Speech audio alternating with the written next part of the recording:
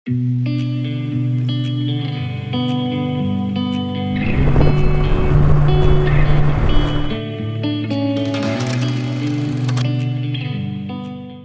Guys, good morning. Thumbnail দেখে already তোমরা জেনে গেছো যে আমি কোথায় যাচ্ছি আজকে। এই যে আমার বাইক। তাহলে মা, আসছি আমি, ঠিক আছে? এই হচ্ছে সোদপুর কাঠগোলার মোড়। যারা থাকো সোদপুরে বা এসেছো এইদিকে তারা জানবে। আমার ফ্রেন্ড অঙ্কুশ, ও দাঁড়াবে হচ্ছে ওর বাড়ির সামনে। ওর বাড়িটা হচ্ছে যে অমরাপুরি বলতে নতুন রাস্তা সোদপুরে। সবাই চেনো যারা সোদপুরে থাকো বা আশেপাশে থাকো। এই যে ভাই আমার, চলে এসছি। হচ্ছে অঙ্কুশ, আমার একদম সেই ছোটবেলার অমরাবতীর বন্ধু। আয় ভাই, বুকে আয়, ভালো করে থাকিস, ঠিক আছে? আবার কি নিয়ে এসছিস? মা খাবার করে দিয়েছে, এই দেখ, এরা মা করে দিয়েছে। তো চাউমিন আছে এখানে আর বিস্কুট আছে। রাস্তায় খাবার পেলে মাঝে ধাবা ধাবা না পেলে তুই। থ্যাংক ইউ ভাই।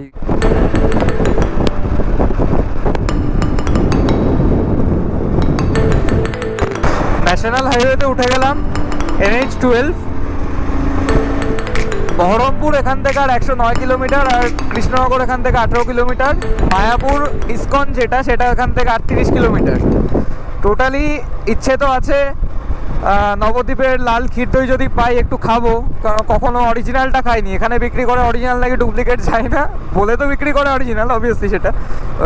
অরিজিনাল নবদ্বীপের লাল ক্ষীর দই খাওয়ার আমার খুব ইচ্ছে আছে, চেষ্টা করব খাওয়ার। এই যে বাচ্চা ভাই হাত নাড়াচ্ছে আমাকে দেখে। বেতুয়া ডহরি ঢুকে গেছি। বাইকের হাওয়া কম ছিল একটু, আর মনে হলো পাংচার হয়েছে, বুঝতে পারছি না। একটু চাকাটা কাঁপলো, দাঁড়িয়েছি এখানে। হাওয়াটা একটু বেশি করে দিয়ে নিচ্ছি, কারণ অনেকটা লং রাইড তো। আমি চাই না রাস্তায় কিছু হোক। বীরপুর ঘাট, বহরমপুর এখান দিয়ে সোজা চলে যাচ্ছে। এই রাস্তাটাই চলে যাচ্ছে একবারে শিলিগুড়ি হয়ে ডাইরেক্ট দার্জিলিং। পলাশি ঢুকে গেছি, এই যে আমার ম্যাপে দেখতে পাচ্ছ। আর 202 কিলোমিটার মালদা এখান থেকে। 4 ঘন্টা 20 মিনিট দেখাচ্ছে, বাট আমার ঢুকতে লাগবে হয়তো 6 ঘন্টা 6.5 ঘন্টা, বিকজ আমি লাঞ্চ করবো দুপুরে। লাঞ্চ করিনি, খিদে পাচ্ছে, জলও খাইনি, অনেকক্ষণ ধরে দাঁড়াচ্ছি না আমি।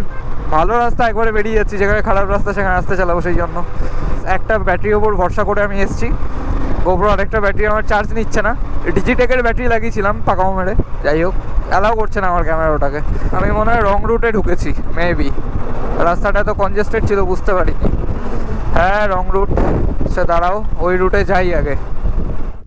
আমি জিজ্ঞেস করলাম, আমাকে বললো এই রাস্তাটা কাজ চলছে বলে বন্ধ। আমি তো হিসেব মতো ভাবলাম রং রুটই হয় এটা, কারণ এখানে তো অলরেডি একটা রাস্তা আছে এই দিকে যাওয়ার। ফারাক্কা এখান থেকে 97, 2 দিকে সর্ষে ক্ষেত। ওয়াও, পুরো একদম হলুদ হয়ে আছে সর্ষের ক্ষেতগুলো। হো হো, কি নাজারা এখানে। এইদিকে চলে যাচ্ছে বহরমপুর টাউন, আর আমি একটু দাঁড়িয়েছি এখানে। অনেকক্ষণ ধরে লং রাইড করছি, তো আর বেশিক্ষণ দাঁড়াচ্ছি না। চলো আবার রাইড স্টার্ট করে দিই, নাহলে আবার দেরি হয়ে যাবে, খিদেও পাচ্ছে। চলো।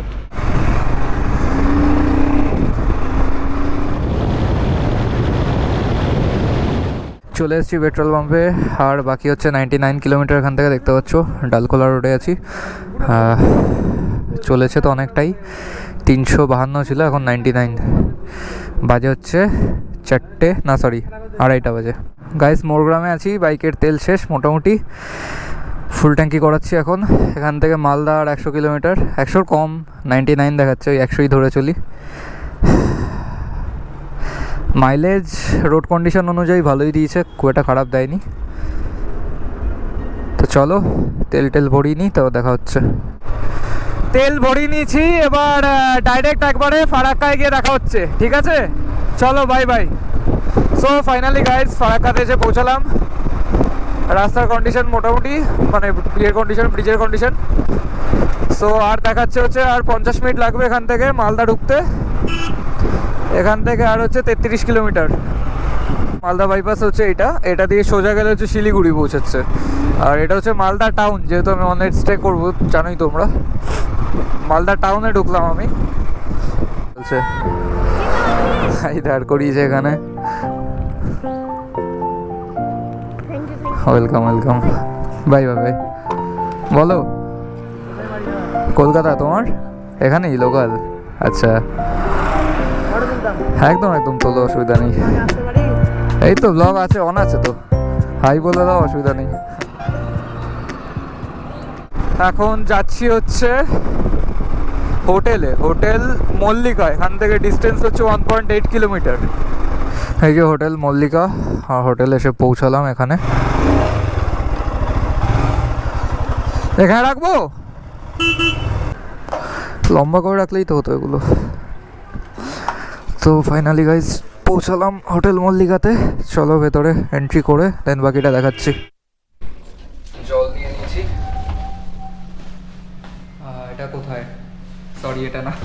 আমি আছি হোটেল মল্লিকাতে 306 নম্বর রুমে। বাহ, বাথরুমটাও ক্লিন যথেষ্ট, গিজার আছে।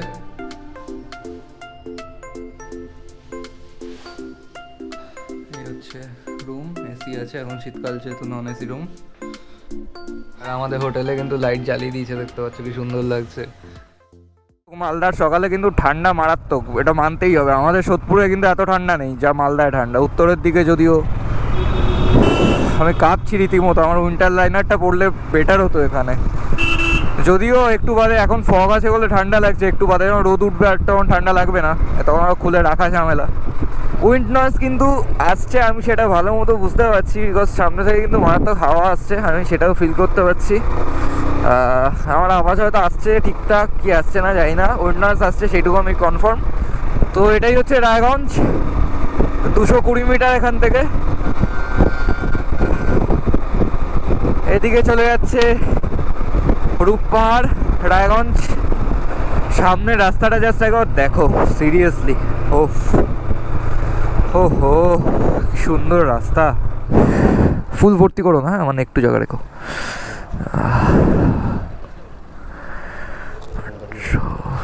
900-র ওপর হয়ে যাবে, 950, 1000। ঠিক আছে চলো 981। হ্যাঁ ঠিক আছে ঠিক আছে। অনেকেরই কোয়েশ্চেন থাকে যে রাস্তায় যদি ওয়াশরুম লাগে তাহলে কোথায় পাবো। অনেকে জানে ব্যাপারটা, ম্যাক্সিমাম লোকই জানে। যারা জানো না আমি তাদের জন্য বলে দিচ্ছি, প্রতিটা পেট্রোল পাম্পে ওয়াশরুম থাকে একটা করে, প্রতিটা পেট্রোল পাম্পে। এমন কোনো পেট্রোল পাম্প নেই যেখানে ওয়াশরুম নেই। হ্যাঁ হয়তো মেনটেন্সের জন্য বন্ধ থাকতে পারে, কিন্তু প্রতিটা পেট্রোল পাম্পে কিন্তু ওয়াশরুম থাকে। NH27 কিন্তু পুরো রাস্তাটাই কাজ হচ্ছে যতদূর বুঝতে পারলাম। মানে যখনই তুমি NH12 থেকে NH27-এ ঢুকছো তার একটু বাদে থেকেই কিন্তু এরকম খারাপ রাস্তা পাবে। এরকম রাস্তা থাকলে খুব অসুবিধা হয় বাইক চালাতে। আমার তো অ্যাডভেঞ্চার বাইক, তাই অতটা অসুবিধা হচ্ছে না। বাবা কি খারাপ রাস্তা, আবার তো পিচ রাস্তায় উঠলাম। দেখি এবার আবার আগে খারাপ রাস্তা। ঠিক আছে চলো, এভাবেই মনে হচ্ছে যেতে হবে শিলিগুড়ি।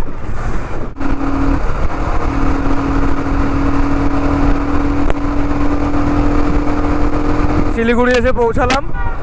এবার এখান থেকে আরও 70 কিলোমিটার, হাইওয়ে 70 কিলোমিটার আর পাহাড়ে 70 কিলোমিটার এক না। তো এখানে কিন্তু দেখাচ্ছে এখন 2 ঘন্টা 47 মিনিট, হয়তো 2.5 ঘন্টা মতো লাগবে। সময় লাগবে, এখনও অনেক সময় লাগবে। শহরে আছি, সিগন্যালও পেয়ে গেছি। এবার পাহাড়ি রাস্তা স্টার্ট, হয়তো 1 ঘন্টা বাইরে থেকে বলতে পারছি না কখন। তো চলো। শিলিগুড়ি এত কনজেস্টেড জায়গা আমার আইডিয়া ছিল না, তো কলকাতার থেকেও বেশি ভিড় এখানে। সব এক্সপালস বেরোচ্ছে এখান দিয়ে। ইএসডি প্রচুর কনজেস্টেড জায়গা এটা।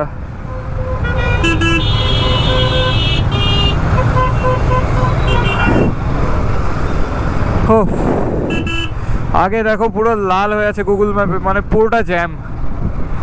এই দিকটা ফাঁকা আছে,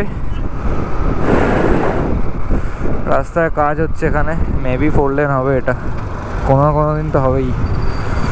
মহানন্দা নদী পেরোচ্ছি, মানে এটাই কি? হ্যাঁ লেখা তো ছিল মহানন্দা, হয় এটা নয় এর আগে।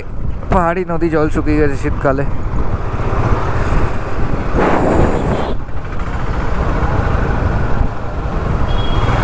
চলো মহানন্দা পেরিয়ে গেলাম। আচ্ছা এটাই নদী।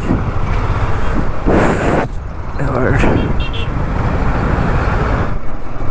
জঙ্গল স্টার্ট হয়ে গেছে দেখতে পাচ্ছ, এদিকে জঙ্গল এদিকে জঙ্গল, বাট কি গাছ আমি নাম জানি না অত গাছের। পাইন তো না এগুলো, ওই পাইন ফার টাইপের কিছু একটা হবে। পাইন না, পাইন তো সোজা হয়।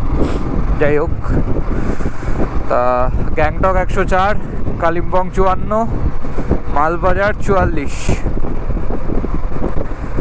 আমি এখন যাচ্ছি হচ্ছে লামাহাটা তিনচুলে। সুন্দর অপূর্ব রাস্তা দেখো, দুদিকে গাছ, মাঝখানে আমি এখানে হাতিও বেরোয়, ভালো কথা। এখানে আমি আগের বার যখন এসেছিলাম গাড়ি করে যাচ্ছিলাম এনজিপি থেকে, তখন কিন্তু আমি হাতি দেখতে পেয়েছিলাম। ভাগ্য ভালো থাকলে এখানে হাতি দেখতে পাবে তুমি, হাতি, হরিণ, অনেক কিছু আছে। আর শীতকালে খুব একটা বেরোয় না।